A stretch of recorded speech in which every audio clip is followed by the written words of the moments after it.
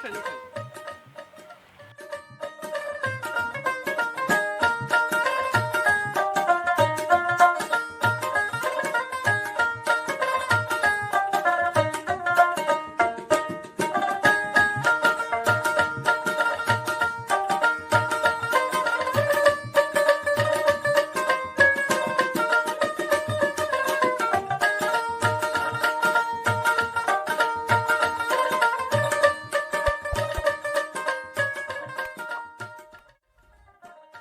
এসে পড়েছি, নামুন।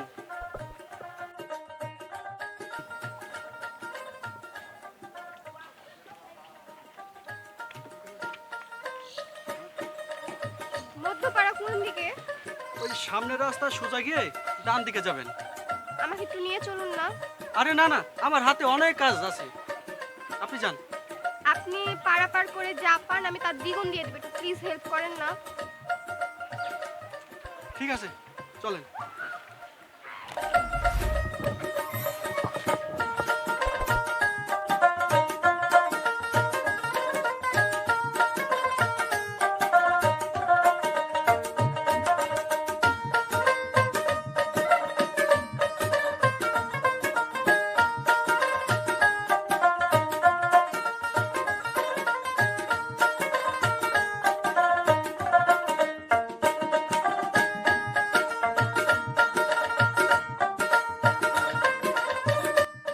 বাড়িতে কেউ নেই, একজন বলল 6 মাস আগে চলে গেছে।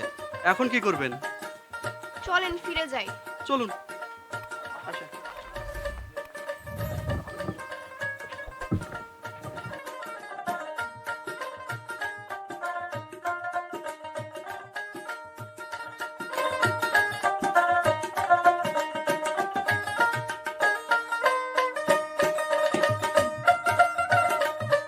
চলুন, সন্ধ্যা হয়ে এলো তো।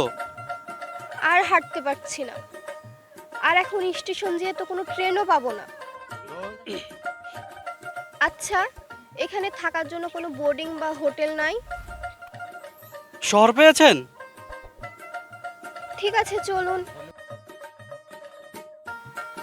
ঠিক আছে মা, থেকে যাও। কবির, যা ওকে ভিতরে নিয়ে যা। ঠিক আছে মা, চলেন।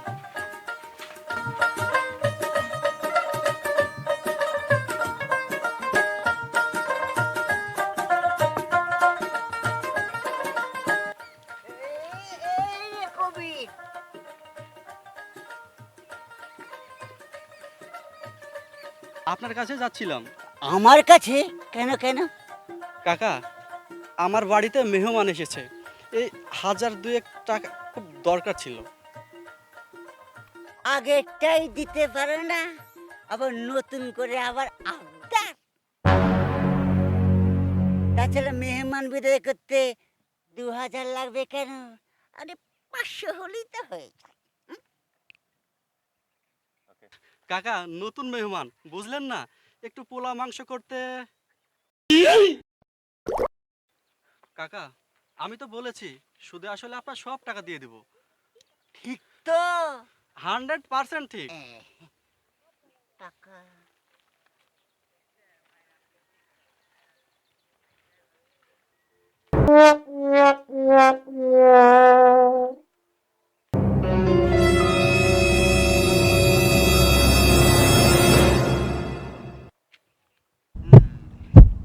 এই নাও 1000। আপনাকে অনেক ধন্যবাদ কাকা। আসসালামু আলাইকুম, আমি এখন আসি। ওয়ালাইকুম সালাম।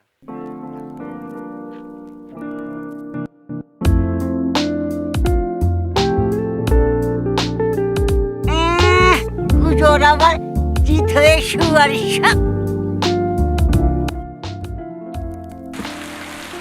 বৃষ্টি হচ্ছে, আমি বাইরে থেকে কাপড়গুলো উঠে আসি। তোরা ভাত খা। ঠিক আছে মা, ওই পাশে লুঙ্গি আছে। আচ্ছা।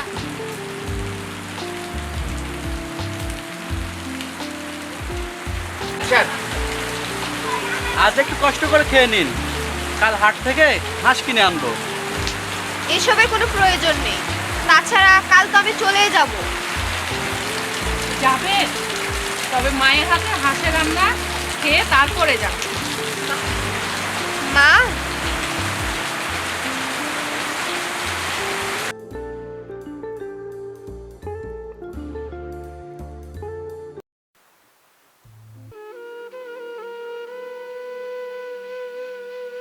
তুমি আজই চলে যাবে মা? আপনাকে এই অবস্থায় কি করে রেখে যাই মা? তোমার মতো যদি আমার একটা ছেলের বউ থাকতো। ইচ্ছা থাকলেই আল্লাহ মিলায় দেয়। আমার কবিরকে তোমার কেমন মনে হয় মা? অনেক ভালো। তুমি যদি না গিয়ে তোমার বাবাকে এখানে আসার জন্য খবর পাঠাতে। আগেই তো বলেছিলাম মা, আমার বাবা মামার খোঁজ নাই না। আর মামা যদি জানতে পারে আমি এখানে আছি, আবার আমার জোর করে বিয়ে দিতে চাইবে এক বুড়া বেটার সাথে।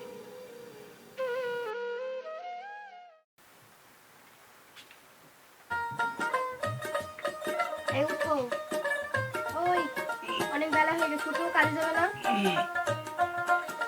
কটা বাজে? 12টা বাজে, উঠো। সর্বনাশ!